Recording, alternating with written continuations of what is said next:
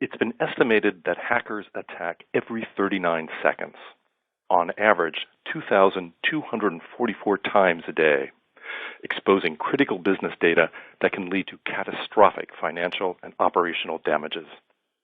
Are you doing enough to manage, detect, and respond to attacks and to maintain business continuity? The plain truth is that businesses today need to transition to a different mindset when it comes to cyber attacks. It's not a matter of if, but when. And when it does, you need to be equipped to pick up the pieces and restore mission-critical data. Hello, and welcome to this audio webcast titled The State of SMB IT Security, brought to you by SnapTech IT, Datto, and IDG. My name's Tom Schmidt, Digital Content Director at IDG's Strategic Marketing Services, and I'll be the moderator of today's webcast. Joining me is Shawn Brown, President and COO of SnapTech IT.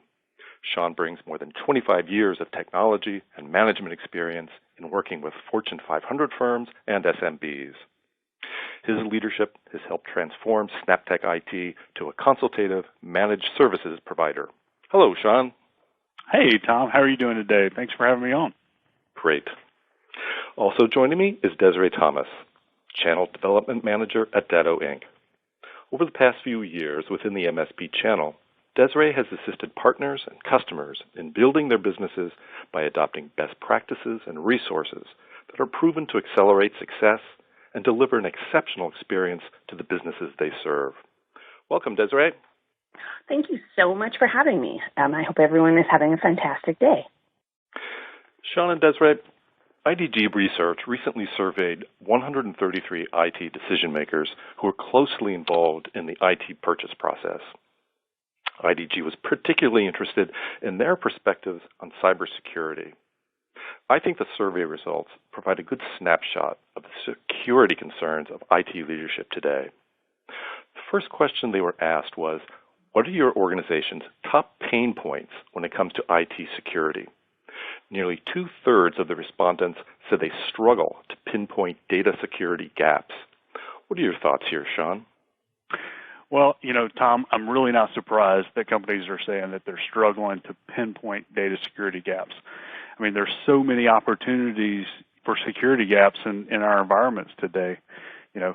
We only have to be wrong one time in order to get compromised. The reality is the IT environment today is in a constant state of change. Not only are we making changes to the environment with, patches and updates, but we're also supporting, a business that is changing as well. I mean, the infrastructure that we used to know that sat behind a firewall, has vanished over the last couple of years, and it's making it, a lot more difficult to secure a more, robust and dispersed environment. When we do our engagements, some of the security gaps that we're seeing kind of boil down to a couple of different areas. We see a lot of misconfiguration, where we've got kind of non-qualified people making changes that they don't quite understand, or they make a change while they're troubleshooting a certain thing, and then they forget to go back and fill that gap or change that system back. The other thing that we see is just kind of a lack of policies. So companies don't have good IT security policies, so their end users or their employees don't understand what they're supposed to do and not do. And then the last thing that I would kind of categorize, what we see is they're just not using a comprehensive framework or like a best practice guide. We like to leverage, depending on the industry, but at a bare minimum, the NIST cybersecurity framework is a great way to just kind of understand the whole aspect of cybersecurity in an environment, and provides a good framework to kind of base your security on. Desiree, what are you seeing at Datto? Well, Shawn, you pretty much just clarified everything I was about to say, so thank you so much for that. And you had great points. It's really, there's some interesting statistics around the security breaches. 60% of security breaches are exploiting a software vulnerability where a patch was actually available and then it wasn't applied. And a lot of that has to do with, let's face it, small to medium-sized businesses, they're so busy, and it's so good to hear that people are picking up and businesses are getting busy. But with what you had just said, like everything, the entire IT systems that we're using on a day-to-day basis are increasing. It's everything that we're using is more and more on an every day. And the bad guys are picking up that too. They recognize the fact that there's more breaches, there's more vulnerabilities, and the SMB industry doesn't necessarily have the availability to keep up with these risks, to keep up with those patches. And then with Datto itself, across the board, the number of conversations I have where you talk to the SMB industry and they don't even know where to start. I talk to managed service providers, and they have all of these conversations with the small to medium sized business industry, and are saying, "Hey, security is so important.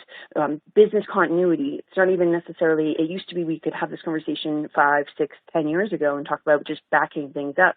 But now it's not even enough to be backing things up because you need to have a business continuity plan. Because when these breaches happen, your entire systems can be frozen for weeks, months. We've seen that happen across the board. It doesn't even matter who you're talking to.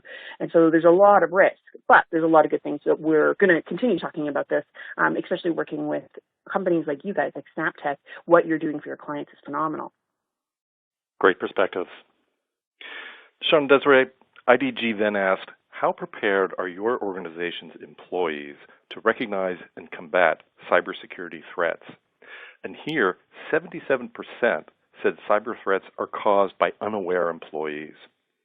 How important is it to train employees and to keep up with the latest malware? Oh, Tom, it's huge. I mean, we can put all the systems, processes, procedures in place, but if we're not training our end users and testing them on it, I mean, it takes one click of a mouse to cause a major security incident. I can't remember. I think the stat I saw last year was that around 91% of all attacks start with a phishing email. And as security and IT professionals, we need to help companies kind of change the culture in the environment to a security-minded focus. These attacks are not going to slow down. They're getting more and more sophisticated. Gone are the days of the old Nigerian prince emails, and those have been replaced by highly targeted and very sophisticated phishing, spear phishing emails. So it's hugely important that we train our staff. A couple of the things that we recommend, make sure you've got, clear and easy to understand kind of IT policies. Train your employees on those policies, and get them to sign off so that they understand, what it is that you're trying to accomplish. That includes the C-suite as well, right? Provide end user awareness training to everyone. Test them using simulated phishing, USB drops. And then provide that short reminders or newsletter type information just around IT security and kind of policy reminders to help build this kind of culture of just security in the environment. Those are all great points. And Shawn, I have to say I agree with you once again, completely. So it's a good thing we're on the same page here. But people are your greatest risk. We see it every day, all the way. If you go to the very basic things that would protect any person in any business, password management. It's crazy how many people still use password as their password, or they use the same password across multiple sites. Not necessarily realizing the risk of that is it only takes one company to have, whether it be, say, a massive company like Facebook, where they get passwords scraped from them. And then if your password is the same on Facebook compared to all of your other accounts, well, now you're instantly vulnerable, and a business is instantly vulnerable in those cases. Or you still see every day, we see and hear the stories of the people who have their passwords literally in a password book or on their computer. And that's kind of where businesses don't realize it. Just talk about password management at the very, very start, and you'll realize how many threats there are because your staff don't necessarily see the threats. So password management, huge. And then from there, just that constant, like you said, Shawn, that constant training. Even here at Datto, we get email sent to us by our CISO who says, hey, these testing emails that are coming to you, they're going to look like you're getting bonuses. You are getting an extra vacation day, all of these things, but they're not legit emails because that's how good these bad guys are getting now. You talk about the C-suite. Yes, the C-suite all the way up, because think about the power the C-suite has within a business.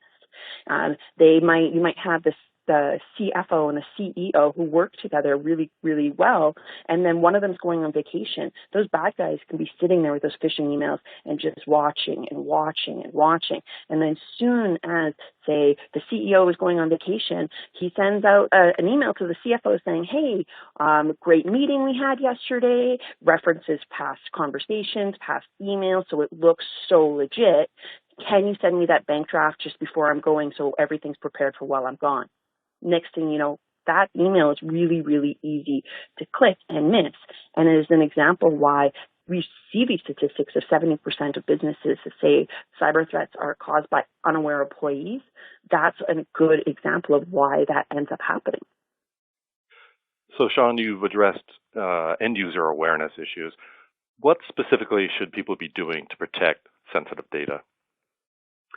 Yeah, there's 4 simple things that you can use or you can do to kind of address sensitive data, right? The first thing that we recommend is you got to know where your sensitive data is. You know, today we've got workers scattered everywhere. And so the real challenge, especially the challenges that we're seeing working with some new customers, is they don't really know where all their data is. I mean, some stored in SharePoint, some is in, Dropbox, some's in Box, some's in, OneDrive. So locating where your sensitive data is, step number 1. You got to know where it is.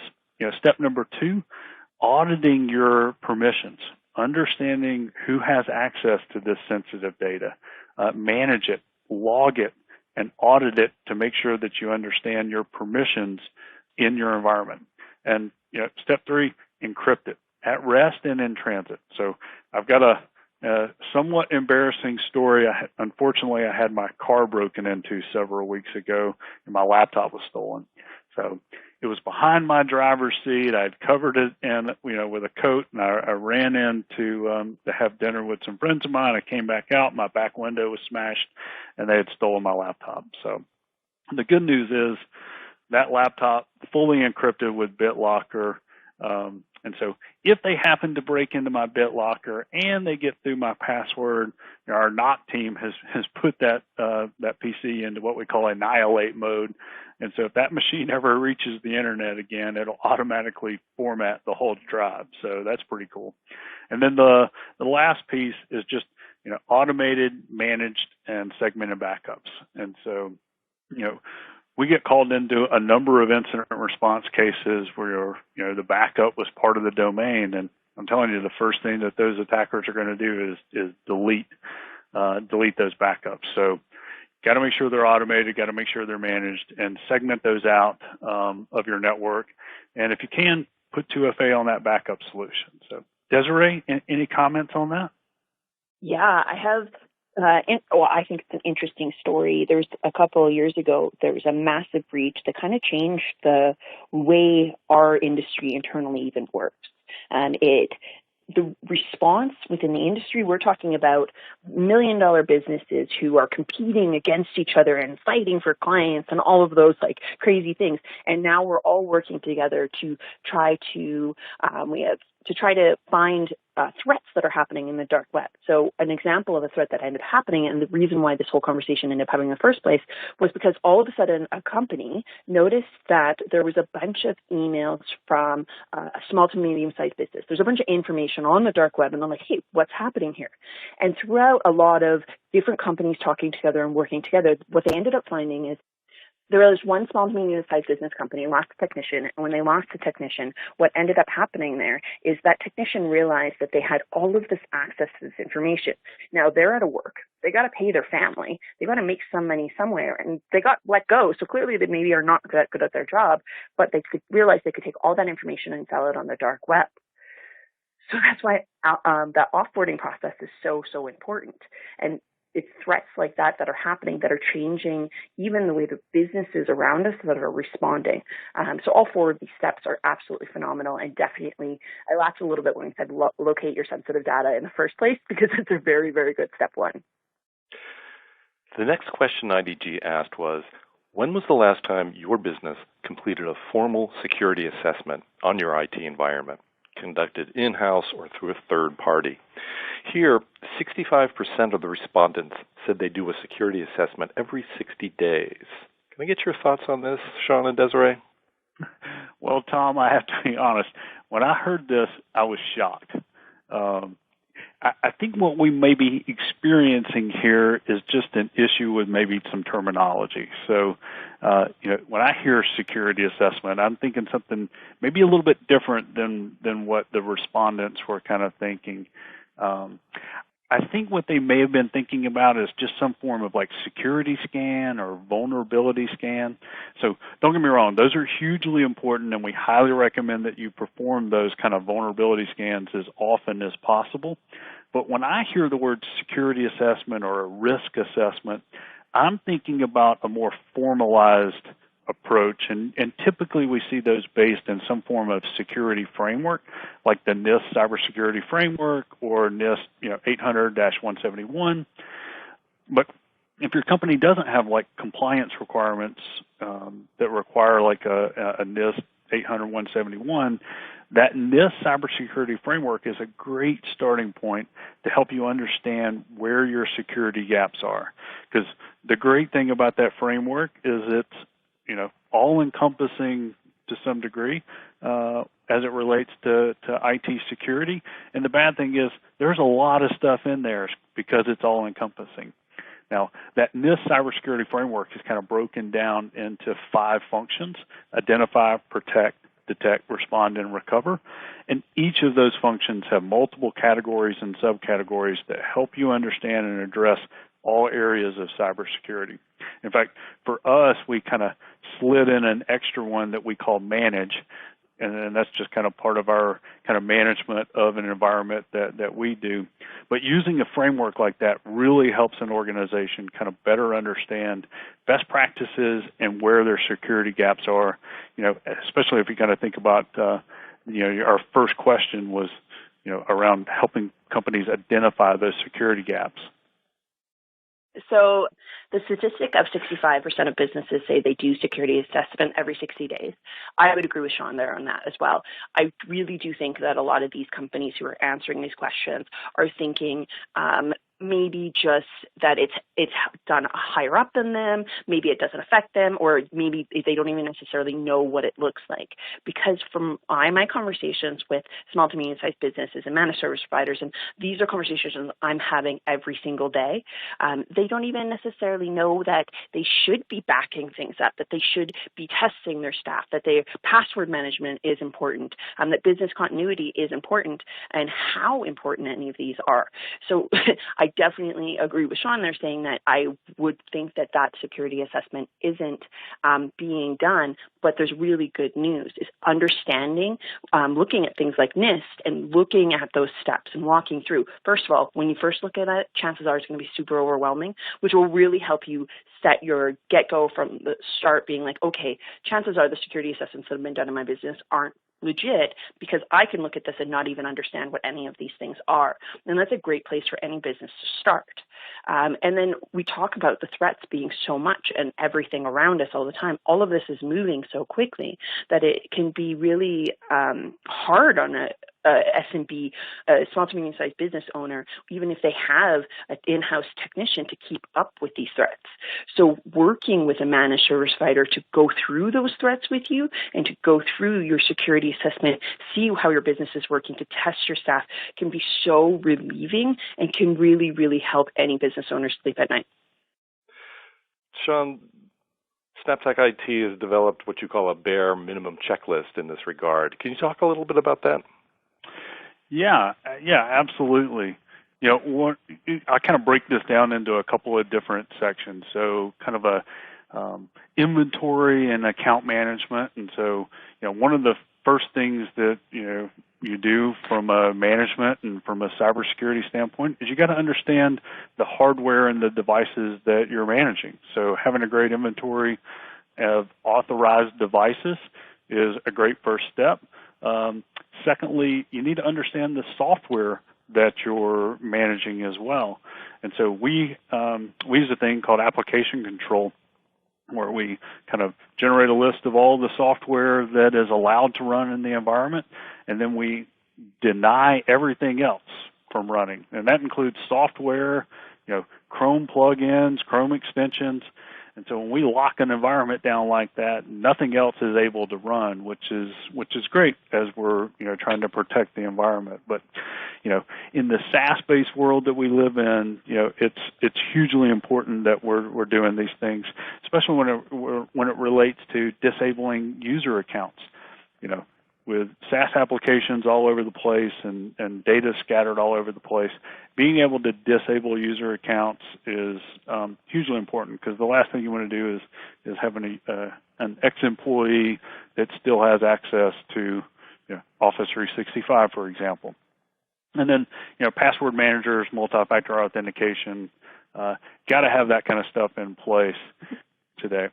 So next is kind of patch and vulnerability management. This is another area that we see huge risk and environments that we see. This is the kind of stuff that I call the boring IT work, but it is so critical to protecting your environment.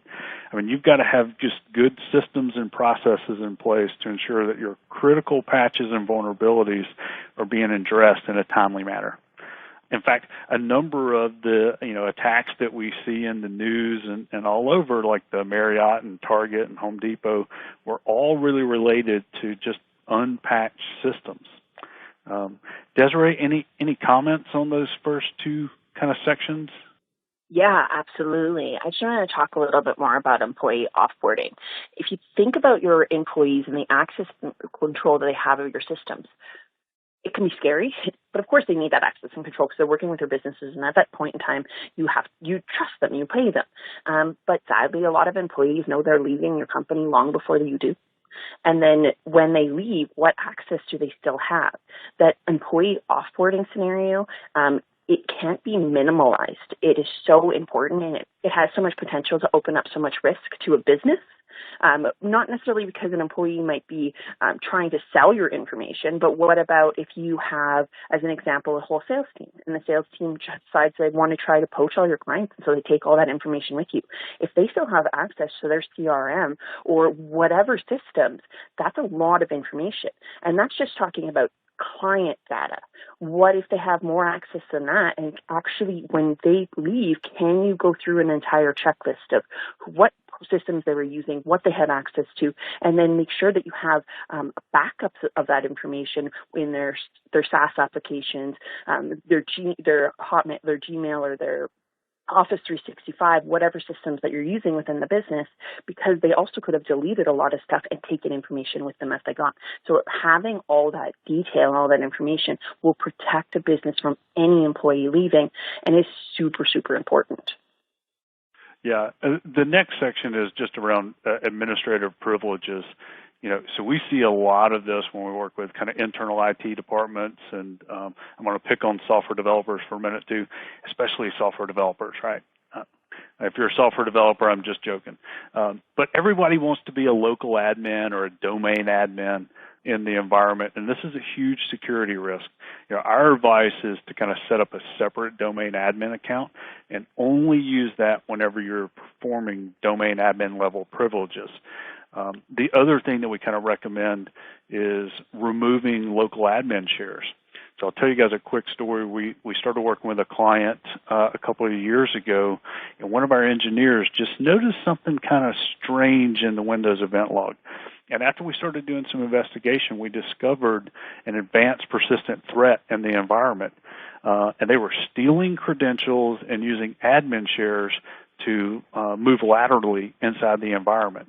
And that was really a challenge to kind of root them out and to discover and kind of get them out of the environment. But one of the things that we did through that process was disable the local admin shares to make it harder for them to move laterally in the environment. Desiree, any comments on the administrator privilege section? Absolutely. I would just, with privileges are important, like thinking about who has access to, as an example, what kind of BCR, business continuity solution are you using, and then who has access to that? Do they have access to be deleting that information? That can cripple a business. And so even when you're looking at administrator privileges, really concentrating on who has those controls, do they need those controls, and what could they potentially do with those controls if there's no checks and balances in place, if they decided to just go haywire, or if someone stole their identity and their information and took advantage of that situation as well. Checks and balances need to be in place. Yeah, and the last section is just kind of protecting your local and cloud backups. So, I like stories, so I'll tell you guys 3 stories of some incident response cases that we worked at the end of last year and the beginning of this year. In the first case, the company we were working with had this extremely complex backup configuration where they were using like this Windows backup, and they were backing it up to a NAS, and then the NAS was configured to copy like backup files up to Azure. So sounds great, but I don't think they ever tested the solution. So when they got hit with ransomware, the first thing the attackers did was they went in and deleted all the backups off of the NAS. And then when the company tried to download all of those gigs and gigs and gigs of data from Azure, not only did it take forever, but the backups didn't work.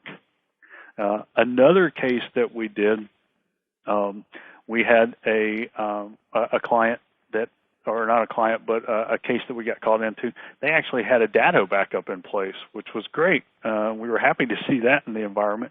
And when they got hit with ransomware, the Datto backup was on a kind of separated network, which was fantastic. It prevented the attackers from being able to access that, and they had 2-factor set up on the Datto as well, which was great. And so those backups were safe. We were able to restore those back onto the server in a matter of hours and get that client back up and running. So 2 different extreme scenarios there. But here's some, kind of best practices. Make sure you got MFA, monitor those backups for deletion, test your backups. Desiree, I know this is your wheelhouse, so any other advice here? Yeah, absolutely. Well, first, just in case anybody, I know that I've been bad at using acronyms and I've been trying to not use them all the time, but anyone who's listening, can you explain MFA? Yeah, so multi-factor authentication or 2-factor authentication, as it's referred sometimes, where, nowadays, everybody's got an app on their phone, and so they'll log in with their username and password, and then they'll pull up their app, grab a PIN code from the mobile app and enter that as well to provide that second form or multi-form of authentication to get into, applications, or in this case, the Datto device. Yeah, and the reason why that is so important, and the reason why across any of your devices you need to have an MFA or 2FA set up, is because someone tries to break into your computer, they might not have your phone. And so that one thing can stop those easy hacks from happening. Just knowing that your phone pops up and says, hey, someone's trying to access your account and it's not you, instant stop. So that's a really good security feature to point out, and just something that I really wanted to make sure that we talked about. Storing copies offsite. 100%. When you have a backup in your business, and when you're setting this up and you're having these conversations, think about what would happen if your computer smashed. What would happen if your building burnt down? What would happen if your where the backup storage, if that went down? With Datto's solution, you have the option to do, you have your local storage, your virtual storage, and then it's backed up onto two different places. So that way, as an example, if the East Coast, God forbid, something was to happen where the entire East Coast was down, well, we still have another location where the information is backed up. So you're extra backed up all the way. And then what's also important with that is testing. Like you said, Shawn, right there, test your backups, determine how long it takes to do a restore.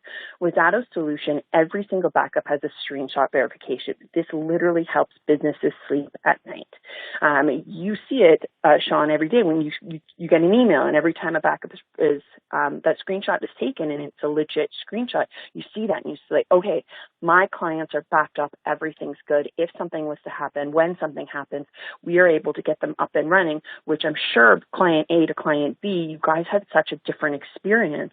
It's really, really important that you do have those screenshot verifications, that you know that things can be up and running and you're not chancing that the information is just completely gone if and when something's to happen. Another point to be made is how it sucks that there's companies out there that unfortunately these ransomware attacks can attack the backup. Fortunately, with Datto, we have really cool technology where with our actual backups are only in a readable format. So in order for ransomware to attack a backup, it has to be able to rewrite it. Makes sense in like trying to put it down in the easiest terms to say this. But you need to be, ransomware needs to write something, to rewrite something in order to change it from its format that's already in. So with the backups, if they can't rewrite the backup, then the backup is safe. We call that ransomware resilient.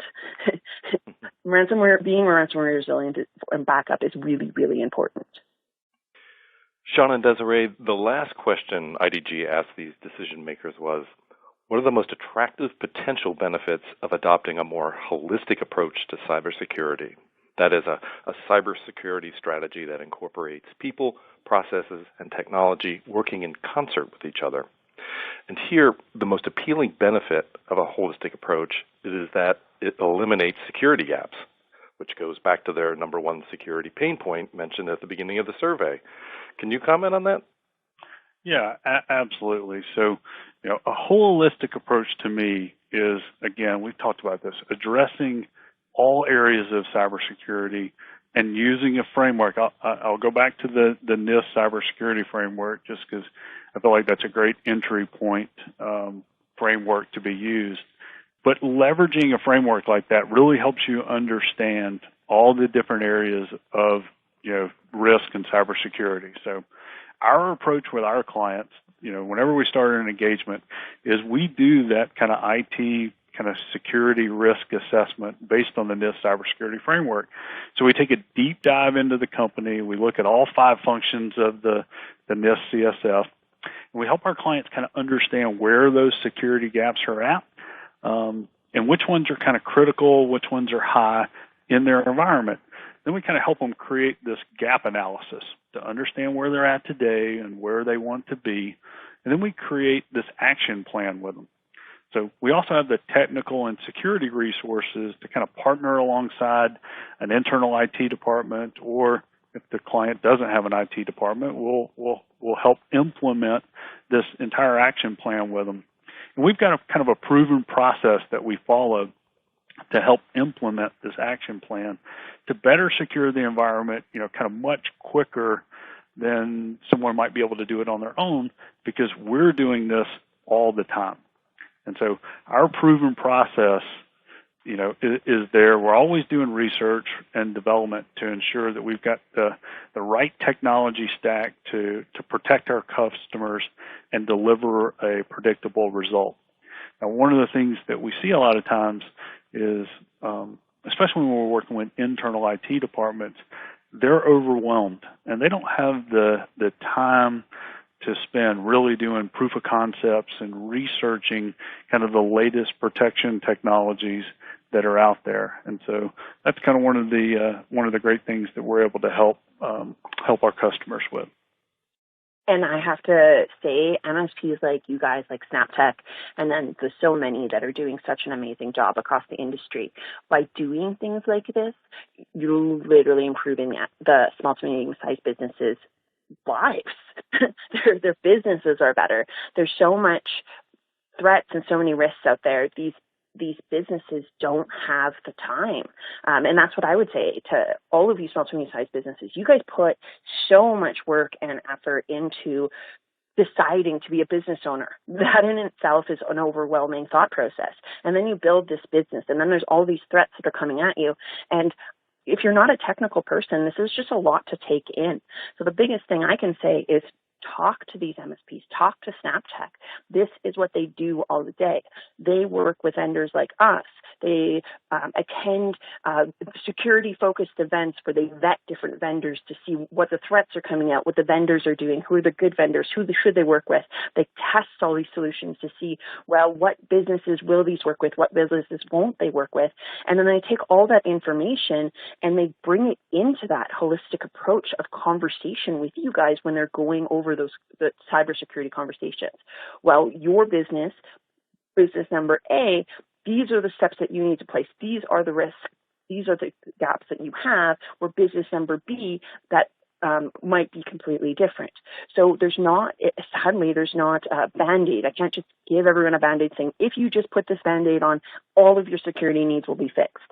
It has to be a conversation, and sometimes it can be a pretty in-depth conversation with a company like SnapTech or a cybersecurity company that will walk you through these processes. And then at the end of it, you know that you're covered, which is just really, I keep saying it, but can help you sleep at night. It just really will keep your business up and running. There's some crazy statistics talking about how the cost of downtime.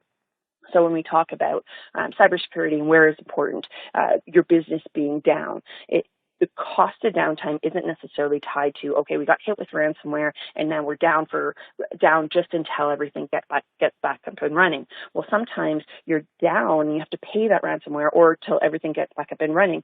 But to get to a point where you were out, maybe it might be 2 weeks. You might not have been able to, you might have an online website. You might not be able to process any sales, or maybe you're a restaurant and you lose the whole lunch hour or lose a week's worth of revenue coming into the business. That cost of the downtime when your business is going down and when you're trying to fix things has increased 486% since 2018. Those are reasons why a holistic approach to cybersecurity is so important, and these conversations to be aware of are incredibly important. And so glad that you're listening to us today. Excellent points. Finally, Shawn and Desiree, can you talk a little bit about the SnapTech IT and Datto partnership, and also what it means to deliver a full end-to-end solution? Yeah, absolutely. So, not only is Datto a great partner of ours, but, their backup solutions are fantastic.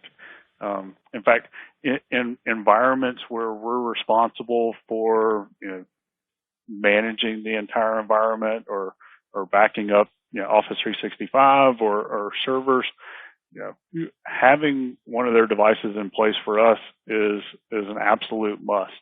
We won't manage an environment where we're responsible for that without having a solution like that in place. Again, to a quick story, we had a client a couple of weeks ago that had a server go down after an update and was blue screening. Our NOC team was able to get that server back up and running on the local Datto device within 20 minutes. And then later that week, when it was convenient for us and our client, we were able to fail that VM back to the host, with no problems, and the client never really experienced, other than the 20 minutes to spin it up, any downtime, any significant downtime. And if that solution had not been in place, who knows how long that server would have been down. So, Shawn, those are the stories that I'd love to hear. We really value the partnership that we have with Datto and the technology that they bring to us. It's such, like I said again, that's such a great story to hear. Those are the reasons why I love working for a company like Datto. Everything that we do is meant to help managed service providers support small to medium-sized businesses. So it goes right down to the support we give you guys. Doesn't matter, Christmas, Sundays at 3 a.m., your clients are going down whenever. So that relationship where we can support you so you can support your clients, because let's face it, we both know your clients aren't going down Monday to Friday, 8 to 5. Things are happening outside of the regular business hours, and you have to get up at 3 a.m. and deal with that. And that's where having that partnership with Datto, who will work with you throughout the entire thing. And then it's a lot to do with the security and the knowing that you have a company for us, knowing that we need to increase the security of every product that we have because there's so many threats out there, that we can stay ahead of the curve so we can protect our partners so they can protect the small to medium-sized businesses across the board. And stories like that are exactly the reason why that is important, that relationship. None of these threats are one size fits all. It's across the board. You need to be able to have exactly those points, the collaborative partnership, strength in technology, experience drivers, mentors and trainers, and personal and having that personal touch. Those are all reasons why managed service providers like you are doing such a great job, and the reason why we can do what we need to do. Terrific. Well, that's about all the time we have for today's webcast. I want to give a big thanks to our speakers, Shawn Brown of SnapTech IT and Desiree Thomas of Datto, for sharing their expertise and insights with us. And thanks especially to you, our viewers, for tuning in. Please be sure to check out the resources section on your console for links to some valuable SnapTech IT resources. For SnapTech IT, Datto, and IDG, I'm Tom Schmidt.